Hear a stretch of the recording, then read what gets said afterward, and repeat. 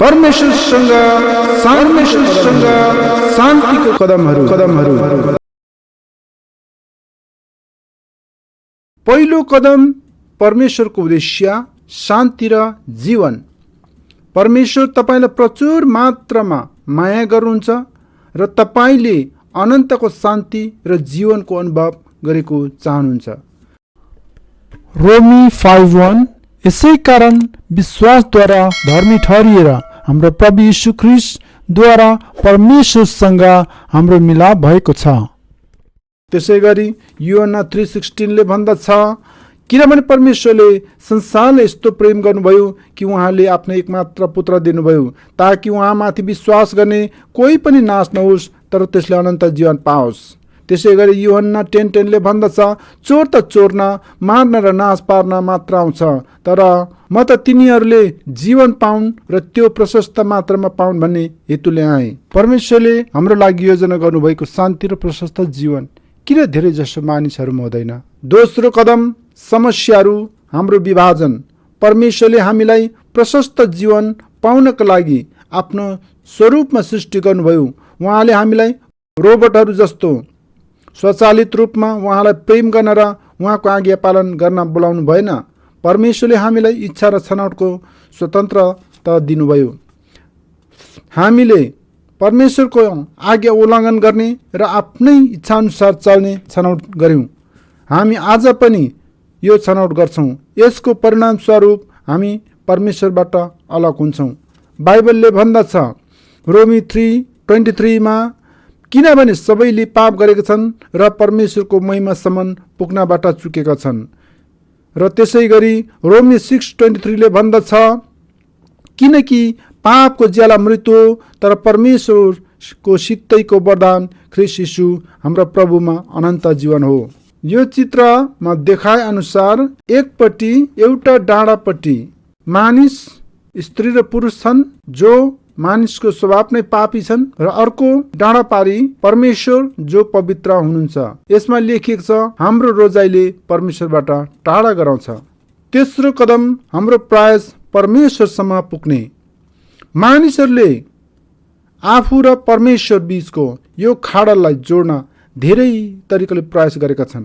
बाइबलले भन्दछ हितोपदेश 14:12 कुनै बाटो मानिसको नजरमा ठिक देखिएला तर अन्त्यमा त्यसले मृत्युमा पुर्याउँछ। र त्यसैगरी यशाया 59:2 भन्दछ, तर तिमीहरूको अधर्मले तिमीहरूलाई आफ्ना परमेश्वरबाट अलग गरेका छन् र तिमीहरूको पापले गर्दा उहाँको मुहार तिमीहरूबाट छेकिएको छ र उहाँले तिमीहरूको कुरा सुन्नुहुने छैन। चित्रमा लेखिएको छ कुनै पनि पुलले परमेश्वरसम्म पुर्याउँदैन, केवल यीशुले मात्र। र यो कुनै कर्महरूले असल काम गरेर होस्, दर्शन शास्त्र भएको होस्, धर्म भएको होस्, धर्म कर्म गरेको होस् र कुनै पनि नैतिकतावान होस्, यी कुनै कुराले पनि परमेश्वरसम्म पुग्न सक्दैन, केवल यीशुले मात्र पुर्याउँछ। चौथो कदम परमेश्वरको पुल क्रुस। यीशु ख्रीष्ट क्रुसमा मर्नुभयो र च्यानबाट बौडी उठ्नुभयो। उहाँले हाम्रो पापको दण्ड तिर्नुभयो र परमेश्वर र मानिसहरू बीचको खाडललाई जोड्नुभयो। बाइबलले भन्दछ 1 तिमोथी 2:5 परमेश्वर एउटै हुनुहुन्छ, परमेश्वर र मानिसहरूको बीचमा मध्यस्थ पनि एउटै हुनुहुन्छ, मानिस ख्रीष्ट येशू। र त्यसैगरी 1 पत्रुसको 3:18 भन्दछ, किनभने हामीलाई परमेश्वर कहाँ ल्याउन ख्रीष्ट पनि पापहरूका निम्ति सदाको लागि एकचोटि मर्नुभयो। उहाँ शरीरमा मारिनुभयो धर्मीजन अधर्मीहरूका निम्ति। र त्यसैगरी रोमी 5:8 पनि भन्दछ, तर परमेश्वरले हाम्रा निम्ति उहाँको प्रेम यसैमा देखाउनुहुन्छ कि हामी पापी छँदै ख्रीष्ट हाम्रा निम्ति मर्नुभयो। परमेश्वरले एकमात्र बाटो प्रदान गर्नुभएको छ, प्रत्येक व्यक्तिले छनौट गर्नुपर्छ। पाँचौं कदम हाम्रो प्रतिक्रिया ख्रीष्ट यीशुलाई ग्रहण गर्नु हो। हामीले यीशु ख्रीष्टलाई प्रभु र मुक्तिदाताको रूपमा विश्वास गर्नुपर्छ र व्यक्तिगत निमन्त्रणाद्वारा उहाँलाई ग्रहण गर्नुपर्छ। बाइबलले भन्दछ प्रकाश 3:20 हेर म ढोकामा उभिएर ढकढकाउँछु, कसैले मेरो स्वर सुनेर ढोका खोलिदियो भने म त्यससँग भित्र पस्नेछु र त्यससँग भोजन खानेछु र त्यसले मसँग खानेछ।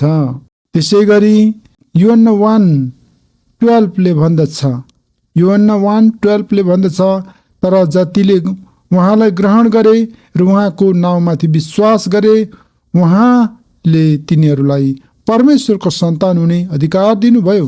त्यसै गरी रोमी 10:9 भन्दछ, यदि तिमीले यीशुलाई प्रभु हो भनी आफ्नो मुखले स्वीकार गर्यौ र परमेश्वरले उहाँलाई मरेकाहरूबाट जीवित पार्नुभयो भनी आफ्नो हृदयमा विश्वास गर्यौ भने तिम्रो उद्धार हुनेछ।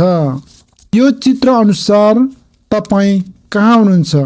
यहाँ हुनुहुन्छ कि अथवा त्यहाँ हुनुहुन्छ? तपाईँ परमेश्वरसँग जोडिनु भएको छ कि यता कुन ठाउँमा हुनुहुन्छ? तपाईँ यो चित्रमा हेरेर तपाईँले आफै आफ्नो जीवनको मूल्याङ्कन गर्नुहोस्। के तपाईँ अहिले यीशु ख्रीष्टलाई ग्रहण गर्नुहुन्छ? तपाईँले ख्रीष्टलाई कसरी ग्रहण गर्न सक्नुहुन्छ भन्ने कुरा यहाँ छ। नम्बर 1, म पापी हुँ भन्ने आफूलाई स्वीकार गर्नुहोस्। नम्बर 2, पश्चाताप गर्नुहोस् र पापबाट फर्कन इच्छुक हुनुहोस्। नम्बर 3, यीशु ख्रीष्ट तपाईँको लागि क्रुसमा मर्नुभयो र च्यानबाट बौडी उठ्नुभयो भन्ने कुरामा विश्वास गर्नुहोस्। नम्बर 4, प्रार्थना मार्फत यीशु ख्रीष्टलाई पवित्र आत्मा मार्फत तपाईँको जीवनमा आउन र निमन्त्रण गर्न आमन्त्रित गर्नुहोस्।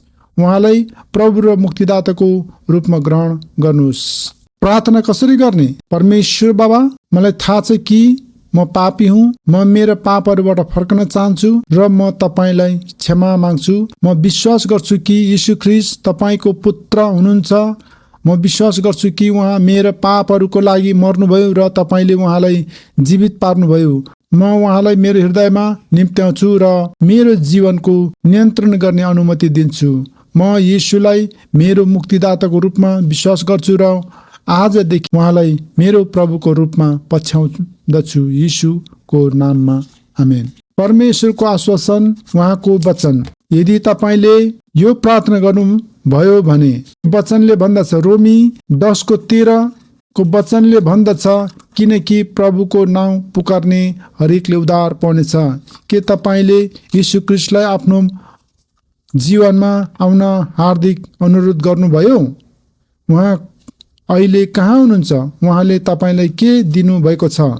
एफिसी 2:8-9 भन्दछ, किनभने अनुग्रहबाट विश्वासद्वारा तिमीहरूले उद्धार पाएका छौ र यो तिमीहरू आफैबाट होइन, यो त परमेश्वरको वरदान हो, कर्महरूद्वारा होइन, नत्र त मानिसले घमण्ड गर्नेछ। बाइबलले भन्दछ, जससँग पुत्र हुनुहुन्छ त्यससँग जीवन छ, जससँग परमेश्वरका पुत्र हुनुहुन्न त्यससँग जीवन हुँदैन। नम्बर 13 भन्दछ, तिमीहरूले अनन्त जीवन पाएका छौ भन्ने कुरा जान ख्रीष्टलाई ग्रहण गर्दै हामी पवित्र आत्माको अलौकिक कार्य मार्फत परमेश्वरको परिवारमा जन्मन्छौँ, जो प्रत्येक विश्वासी बास गर्नुहुन्छ। यसलाई पुनर्जन्म वा नयाँ जन्म भनिन्छ। विश्वासी भएपछि अब के गर्ने? अब के गर्ने? नम्बर 1, ख्रीष्टलाई राम्रोसँग चिन्नको लागि आफ्नो बाइबल दैनिक पढ्नुहोस्। नम्बर 2, हरेक दिन प्रार्थनामा परमेश्वरसँग कुरा गर्नुहोस्। नम्बर 3, यीशु ख्रीष्टको बारेमा अरूलाई बताउनुहोस्। नम्बर 4, ख्रीष्टको प्रचार गरिएको चर्चमा अन्य विश्वासीहरूसँग सङ्गति र सेवा गर्नुहोस्। नम्बर 5 मा खाँचोमा परेको यस संसारमा ख्रीष्टको प्रतिनिधिको रूपमा अरूको लागि तपाईँको प्रेम र चासोद्वारा आफ्नो नयाँ जीवन प्रदर्शन गर्नुहोस्।